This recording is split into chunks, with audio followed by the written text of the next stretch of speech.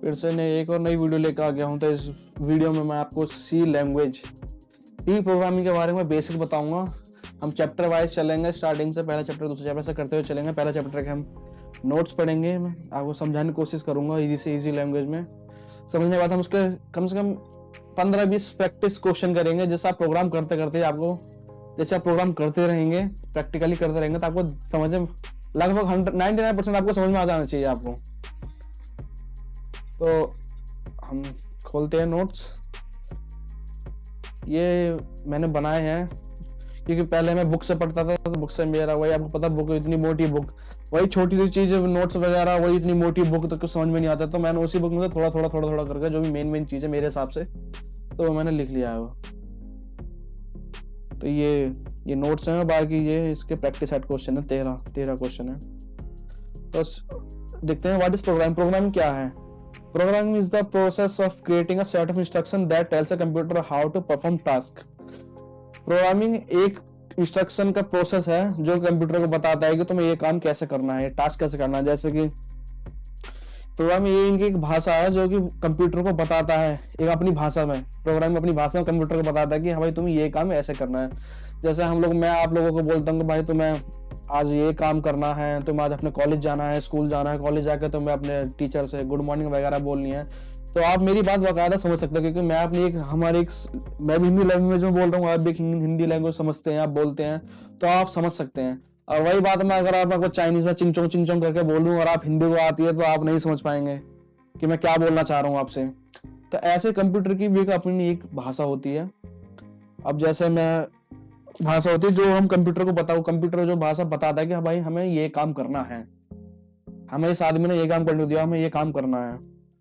और आप कंप्यूटर ऐसे बोलेंगे हाँ भाई तू मेरा प्रोग्राम ये कर दे, मेरा एक रिज्यूमे बना दे ये वगैरह, तो वो ऐसा काम नहीं करता है। वो बिना प्रोग्रामिंग का एक प्रोग्राम, वो लैपटॉप अपन सिस्टम कंप्यूटर वाले डब्बा ही है पूरा।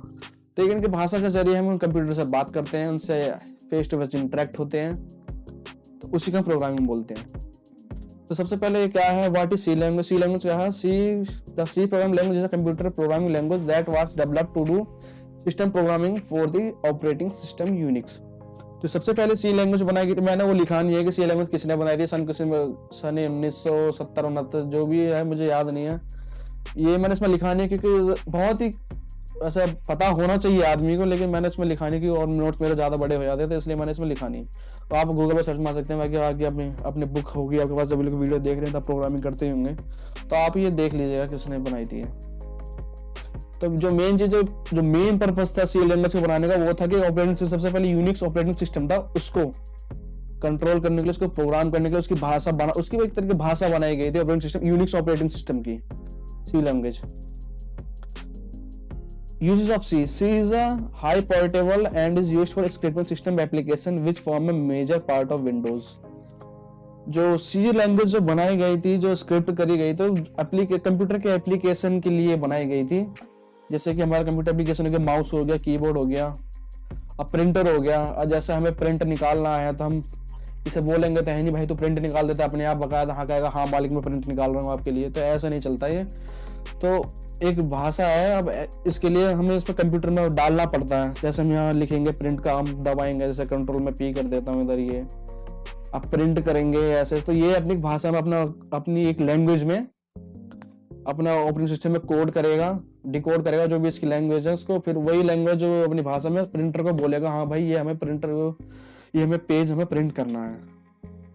तो इन एप्लीकेशन के लिए सी लैंग्वेज बनाई गई थी। और कीबोर्ड में हम W दबाते हैं तो वहाँ W ऐसे नहीं लिखा हुआ था, अपनी भाषा में W लिखता है वो, जो हमें दिखाई देता है स्क्रीन पर। अब दूसरा पॉइंट इसका, C is a general purpose programming language and can efficiently work on enterprise applications, games वगैरह, ग्राफिक्स। और सी लैंग्वेज का यूज गेम्स वगैरह, ग्राफिक्स कार्ड वगैरह, एप्लीकेशन जो नए एप्लीकेशन आ रहे हैं, नए सॉफ्टवेयर वगैरह आ रहे हैं, जो नई आ रहे हैं, जैसे नए फोन आ रहे हैं वगैरह, मतलब जो भी नए प्रोडक्ट आ रहे हैं सॉफ्टवेयर से जुड़े हुए, तो उनमें यूज होता है सी लैंग्वेज। अब यूनिट 1 है जो हमारा, ये है वेरिएबल्स, कांस्टेंट एंड कीवर्ड्स। तो हम देखते हैं वेरिएबल्स क्या होता है। Variable is nothing but a name given to storage area that our program can manipulate. Variable एक नाम होता है, एक जैसे आपने 10th क्लास में पढ़ा होगा क्वाड्रेटिक इक्वेशन वगैरह, तो हम x की वैल्यू y निकाल, x की वैल्यू 5a b 5 2 3 5 जो भी रहती है उसको हम x से असाइन करते हैं, हम उसको बताते हैं कि जो 5 है वो एक x की वैल्यू हमने असाइन करी है। तो ऐसे प्रोग्राम में होता है, हम अगर कोई भी हम वैल्यू लेते हैं, n की वैल्यू हम 5 मानते हैं, जो भी वगैरह मानते हैं, जो वो सेव होता है, वो किस नाम से सेव होता है, किस लोकेशन से सेव होता है।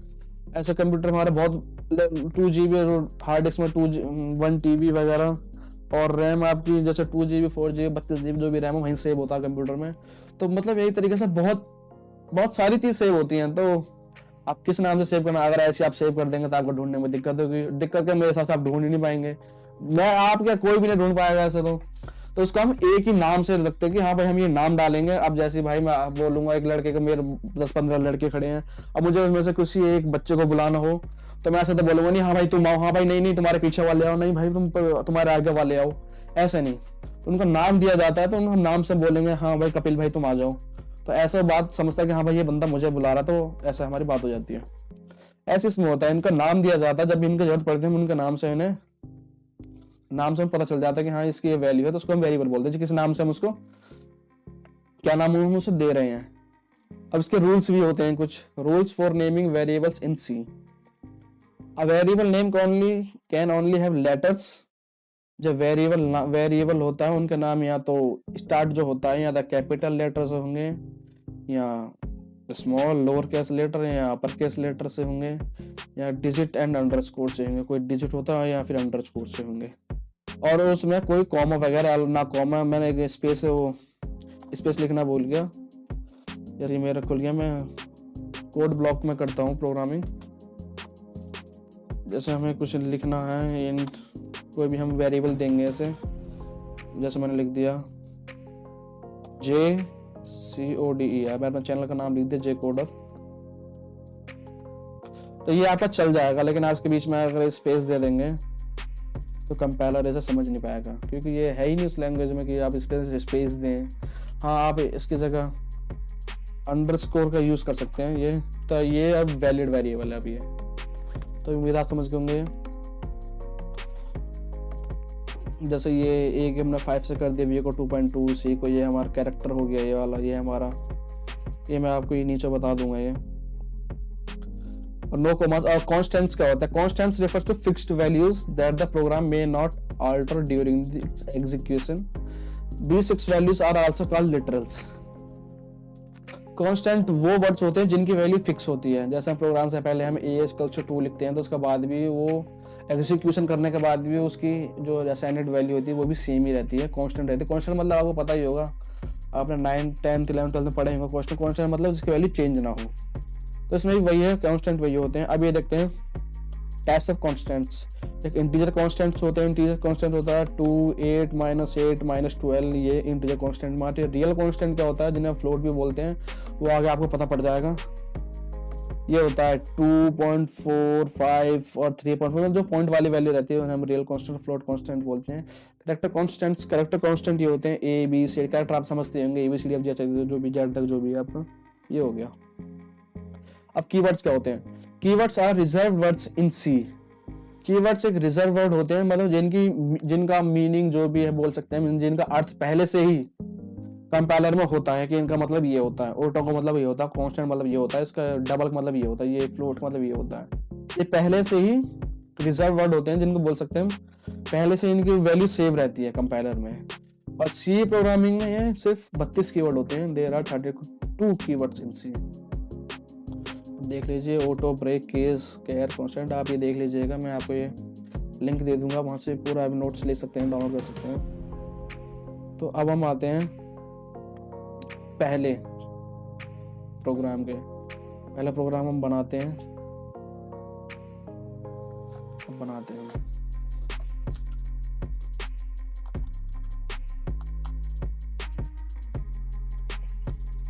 उम्मीद आपको दिख रहा होगा, नहीं तो मैं इसको जूम कर लेता हूँ, ये शायद आपको दिख रहा होगा।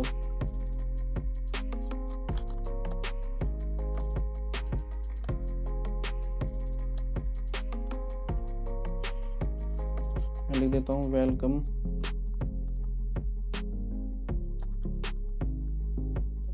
टू माय चैनल, सेमीकोलन और रिटर्न कर देता हूँ, रिटर्न 0। इसे हम सेव कर देंगे और F9 से रन करेंगे। देख लीजिए इसका जो आउटपुट आ गया प्रोग्राम का हमारा, लिखा हुआ आगा वेलकम टू माय चैनल। अब मैं बता देता हूँ हमने ये क्या क्या यूज़ करा मैंने।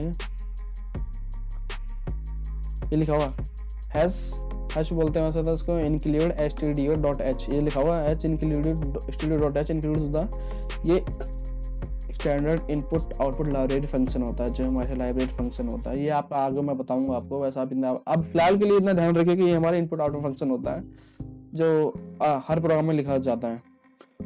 और जो इनपुट प्रिंट एफ, एक स्कैन एफ भी आता है, वो मैं आपको बताऊंगा, वैसे पता होगा आपको तो मेरे हिसाब से, तो अधिकतर बच्चों को पता होगा। स्कैन एफ, प्रिंट एफ वगैरह, ये रिटर्न वगैरह, ये सब इसी लाइब्रेरी में होता है। मैंने बताया था ना आपको, इनकी मीनिंग इनमें सेव होती है। एक लाइब्रेरी होती है, लाइब्रेरी के अंदर बहुत सारे इनके एक फंक्शन होते हैं। इनके ये प्रिंट एफ फंक्शन हो गया इनका, ये पहले से फंक्शन इनके में सेव होते हैं, जिन्हें कंपाइलर में पढ़ने में बहुत आसानी होती है। लिखा हुआ है the main function is the entry point of every programme. जो ये इंट मेन है, ये जो आपको जो कभी भी प्रोग्राम कंपाइलर एग्जीक्यूट करेगा तो वो यहाँ से एग्जीक्यूट करना चालू करेगा। ये इतना मेन से ही हमारा प्रोग्राम एग्जीक्यूट होना चालू होता है यहाँ तक। प्रिंट एफ, जो प्रिंट एफ है, प्रिंट एफ में जो आप ये जो हम लिखा हुआ है हमारा, ये जो आप प्रिंट एफ में जो भी आप वैल्यू लिखोगे वो आपकी स्क्रीन पर जो भी आप आउटपुट देता है कंपाइलर एग्जीक्यूट करने के बाद, जो भी आप प्रिंट एफ में लिखोगे वही आपका सेम टू सेम एग्जीक्यूट होकर सामने आ जाएगा। सॉरी फॉर दैट, मेरा कॉल आ रहा है मेरा, 1 मिनट, सॉरी फॉर कॉल के लिए, सॉरी डिस्टर्बेंस के लिए। अब हम आगे देखते हैं return 0। The return 0 statement returns execution status. Return 0 होता है, ये एग्जीक्यूशन स्टेटस बताता है ऑपरेटिंग सिस्टम को। The 0 value used for successful execution. 0 का मतलब होता है कि जो हमारा ये कोड हमारा हमने सक्सेसफुल लिख दिया है, ठीक तरीके से लिखा हुआ है, ठीक तरीके से एग्जीक्यूट हो जाएगा, रिटर्न 0। और अगर ये 1 होता है तो आपको लिखा हुआ अनसक्सेसफुल एग्जीक्यूशन, मतलब ये हमारे अच्छे तरीके से एग्जीक्यूट नहीं हो पाया, हमारा प्रोग्राम ठीक ठाक नहीं है इसलिए। तो keywords, variable, constant and keywords, यही था बस इनमें। हाँ, एक चीज और मैं बता देता हूँ मैं आपको, मैं शायद में लिखना भूल गया, या मैं आपको प्रोग्राम करते करते मैं आपको बता दूंगा। तो पहला चैप्टर बस ये बहुत छोटा चैप्टर और आसान चैप्टर है, पहला यूनिट, और ज्यादा हार्ड नहीं है। अगर आप मेहनत करोगे तो ऐसा तो है नहीं भाई आप किचन में जाओगे नहीं, खाना अपने आप बन के आपके मुंह में आ जाएगा, ऐसा तो होता नहीं है। मेहनत आपको करनी पड़ती है, फिर भी तभी कुछ चीज आती है। तो वैसे ज्यादा आप अगर थोड़ा सा भी आप टाइम देते हैं तो आपको सीख जाएंगे आप लोग। अब देख हम ये करते हैं, हम ये सेट क्वेश्चन करते हैं। अब पहले इसमें लिखा हुआ है राइट ए सी प्रोग्राम, यहाँ लिखा नहीं है 1, दिखा देता हूँ। Write a C program to enter 2 numbers and find their sum. 2 number enter करो और उनका सम बताओ कितना होगा। तो हम करते हैं प्रोग्राम, इधर आते हैं।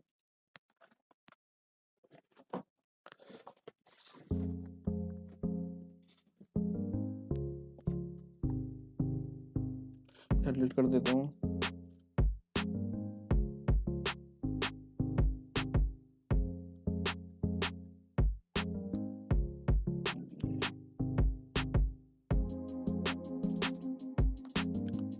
करते हैं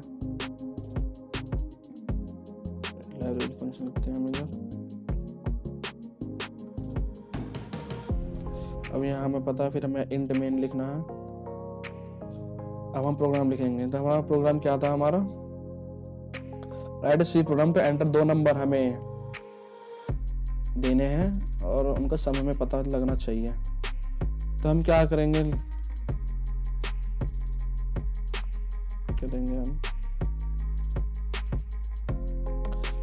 इंट होता है इंटीजर के लिए, जो हम वैल्यू हम लेंगे वो इंटीजर वैल्यू लेंगे। आपको मैंने बताया था 1 2 3 4 ये इंटीजर ही होते हैं। तो हम 2 वैल्यू लेंगे, तो हम मान लेते हैं एक ए हो जाएगा, तो हमारा दूसरा बी हो जाएगा, और हमें निकालना क्या है, सम निकालना है हमें। तो एक सम हो जाएगा, सेमीकोलन। हाँ, एक चीज है, जब हम प्रोग्राम मेन के बाद जो एग्जीक्यूशन जो हमारे एग्जीक्यूट होता है प्रोग्राम, उनमें अधिकतर सभी के पीछे सेमीकोलन लगाना। लगाना चाहिए, लगाना ही होगा। मुझे है थोड़ी हेजिटेशन हो रही है क्योंकि मेरी फर्स्ट टाइम वीडियो है, तो उसके लिए माफ़ कर देना, लेकिन ये हो ही रही है मुझे।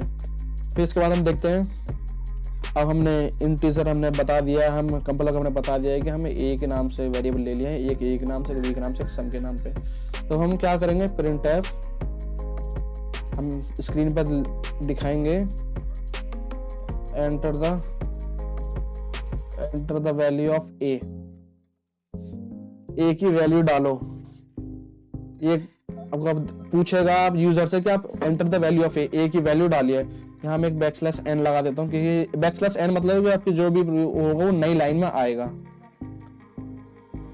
फिर सेमीकोलन लगाएंगे, फिर ये होता है स्कैनएफ में क्या होता है, ये same inverted comma %d comma m% a। जो ये m% a है, ये आपका जो वैल्यू हम यूजर देता है वो आपकी वैल्यू को, ये एड्रेस, बेसिकली इसको एड्रेस बोलते हैं, एड्रेस ऑफ, ये एड्रेस ऑफ ए है, ए का एड्रेस है। अगर इसको हम नहीं लिखेंगे तो हमें क्या पता वैल्यू कहाँ जाके सेव हो रही है, और आउटपुट हमें पता नहीं कहाँ से आके मिलेगा। तो ये होता है।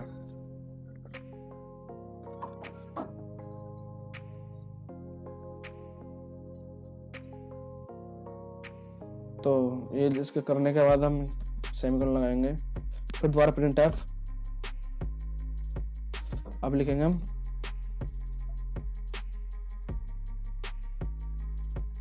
Enter the value of v semicolon n, फिर हम दोबारा scanf inverted comma n%d m%b। इसका हमें एड्रेस जो है ये v हो गया। अब हमें क्या करना है, उसका सम निकालना है। तो हम क्या लिखेंगे, सम इक्वल्स टू सम होता है हमारा a प्लस b, फिर सेमीकोलन। अब हमें प्रिंट कराएंगे, प्रिंट f, अब हमें लिखेंगे the sum of given is %d, और हमारा ये किसकी वैल्यू साइन हो रही है, हमारी सम, ये लिखा हुआ है हमारे सम में तो आ रहा है +b। चाहे तक यहाँ लिख सकते हैं a+b भी लिख सकते हैं आप, वही आएगा इधर आपका आंसर। हम रिटर्न करते हैं, सक्सेसफुली हमारे कोड हम लिख चुके हैं पूरा। अब हम इसको रिटर्न करेंगे, कंपाइलर कंट्रोल सेव करेंगे। अब इसे मैं रन करूँगा तो ये मेरा मतलब कोई कोड एरर नहीं आया। तो हमारा भी पूछ रहा है एंटर द वैल्यू ऑफ ए के मैं वैल्यू डाल देता हूँ 5, वैल्यू ऑफ बी डाल देता हूँ 4। तो आप देख सकते हैं the sum of the given number is 9, sum जो हमारा है वो 9 आ गया।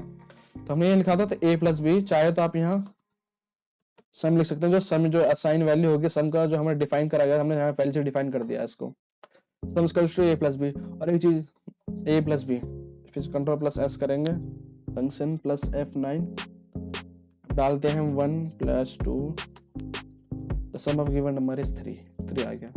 और जो कंपाइलर हमारा प्रोग्राम एग्जीक्यूट करता है वो लाइन बाय लाइन करता है, पहले यहाँ से करेगा, फिर यहाँ से करेगा, फिर ये ऐसे करके नीचे तक आएगा। रिटर्न 0 मतलब मैंने आपको बताया, कंपाइलर समझ जाएगा हाँ भाई इनका कोड यहाँ तक कंप्लीट हो चुका है यहाँ तक, अब ये वापस ऊपर जाएगा और आपके लिए आउटपुट लेके आएगा। तो ये होता है, तो हमने पहला ये कर दिया।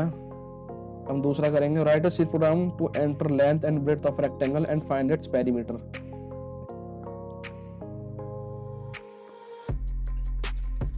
तो पेरीमीटर निकालना, write a C program to enter length and breadth of a rectangle and find its perimeter. तो अब हम क्या करेंगे, इतना मैं काट लेता हूँ क्योंकि मैं बार बार लिखना नहीं चाहता इसे। तो हमें क्या निकालना है, पेरीमीटर निकालेंगे हम लोग। और फिर हम वही पूछेंगे यूजर से, हम यहाँ कर देते हैं लेंथ एंड ब्रेड्थ, ये भी किसी का और आसानी होगी, length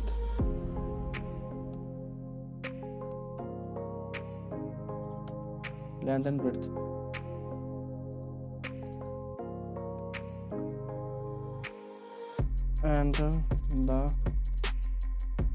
enter the length of rectangle, यहाँ मेरी स्पेलिंग गलत हुई है,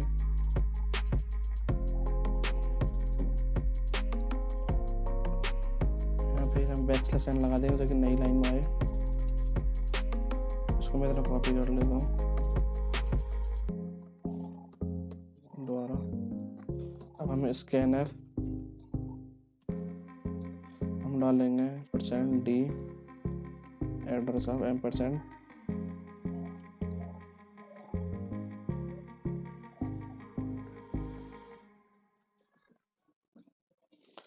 डालेंगे हम scanf %,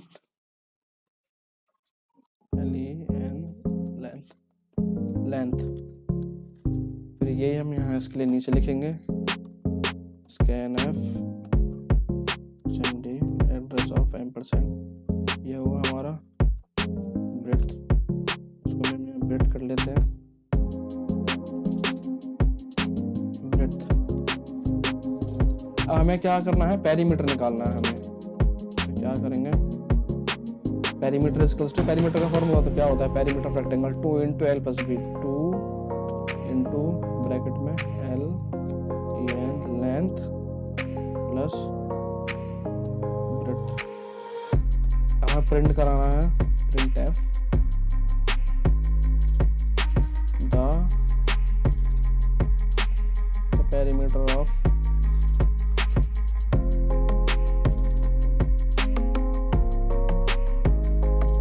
is %d %, कौन सी वाली साइन होगी हमारी, लिखेंगे पेरीमीटर सेमीकोलन। हम रिटर्न करेंगे इसे, रिटर्न 0, इसे सेव करेंगे, इसे रन करेंगे। अब देखते हैं, enter the length of rectangle, मैं 5 डाल देता हूँ, लेंथ ऑफ रेक्टेंगल 4 डाल देता हूँ। अभी देख लीजिए हमारे पेरीमीटर रेक्टेंगल 18 आ गया। l 2 × l + b, तो ये 5 + 4 9 हो जाएगा, 9 × 2 9 × 2 18। अब देखिए हमारा पेरीमीटर ऑफ रेक्टेंगल निकल आ गया हमारा। ठीक है, दूसरा प्रोग्राम। अब तीसरा प्रोग्राम क्या है हमारा, write a C program to enter length. एक चीज, ये प्रोग्राम मैं भूल गया, तो मैंने करा ही नहीं था, मैंने सीधा यही कर दिया। इसको हम अब लास्ट में करेंगे। Write a C program to enter length and width of rectangle and find its area. अब हम ये एरिया निकालेंगे, हमने इसमें पेरीमीटर निकाला था, अब हम इसमें एरिया निकालेंगे। तो हमें क्या करना है, पेरीमीटर की जगह हम यहाँ एरिया कर देंगे, तो पेरीमीटर की जगह फिर हम यहाँ दोबारा एरिया कर देंगे। एरिया का फॉर्मूला क्या होता है, l × b। तो करेंगे हम len लेंथ × ब्रेड्थ। तो सब वही है, बस हमने बस फॉर्मूला चेंज कर दिया और ये कि यहाँ में लिख देंगे एरिया। इसे सेव करेंगे, अब इसे रन करेंगे, बिल्ड एंड रन डाल देते हैं। लेंथ ऑफ रेक्टेंगल 5 है, ब्रेड्थ 4 है, एरिया ऑफ रेक्टेंगल हमारा निकल के आ गया 40। ठीक है, तो अब हम फिर दूसरा प्रोग्राम, अगला प्रोग्राम देखते हैं। Write a C program to enter radius of a circle and find its diameter, circumference and area.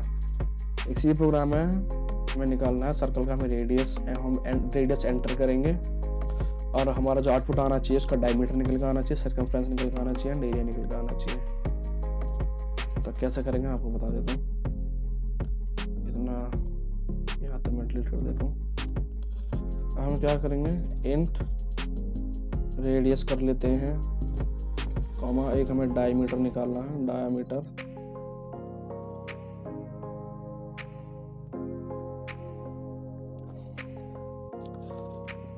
जो हम रेडियस देंगे वो हमारे इंटीजर वैल्यू होगी। मैंने आपको बताया था, जो फ्लोट वैल्यू होती है, रियल वैल्यू जो होती है, जो पॉइंट वाली वैल्यू होती है, उसको हम फ्लोट लिखेंगे। अगर हम इंट लिख देंगे तो कुछ नहीं होगा, यहाँ तो आपको कंपाइलर उसके आंसर उसका 0 लेके आएगा या फिर उसका एग्जैक्ट आंसर नहीं मिलेगा। मैं आपको अभी करके दिखाऊंगा, पहले मैं फ्लोट करके दिखा देता हूँ। फ्लोट डायमीटर, मैं क्या डायमीटर निकालना था, सर्कमफ्रेंस, सर्कम लिख देता हूँ, सर्कम, और हमें क्या निकालना था,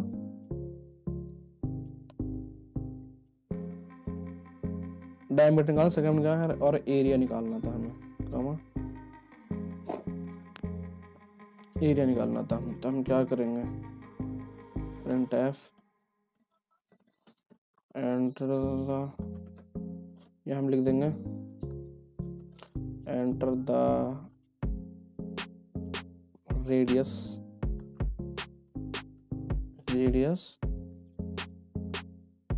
ऑफ सर्कल \n, इसके एनफ करेंगे इसे %d m% ये रेडियस। अब हम इसका डिफाइन करेंगे कि हमें क्या क्या निकालना है। तो डायमीटर निकालने के लिए फॉर्मूला क्या है, diameter equals to radius upon में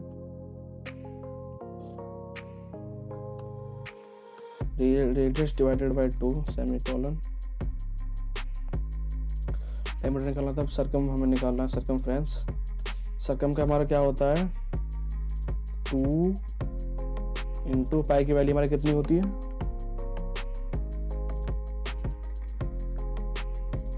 3.14। कि मुझे वैल्यू पता नहीं है तो मैं अपने भाई से पूछ ले रहा हूँ, ठीक है।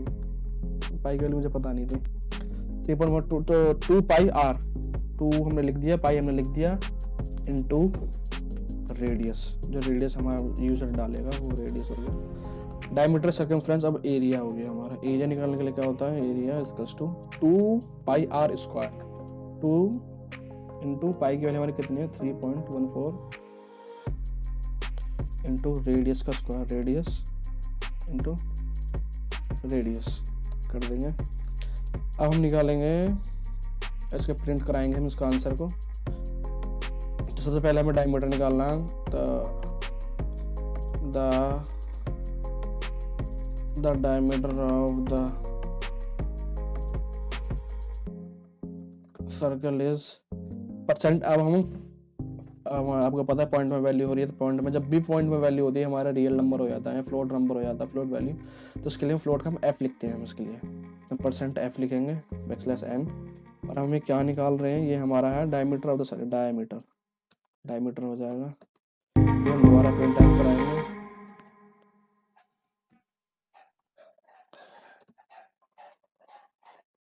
The circle, sorry,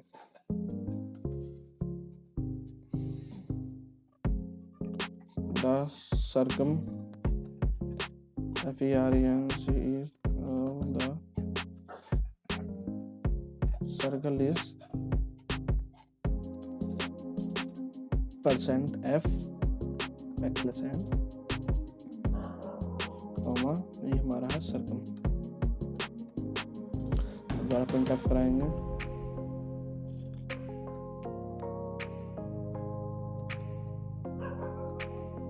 The area of the circle is %f \n, ये हमारा क्या है एरिया। रिटर्न नंबर लिखा है, उसको सेव करेंगे हम।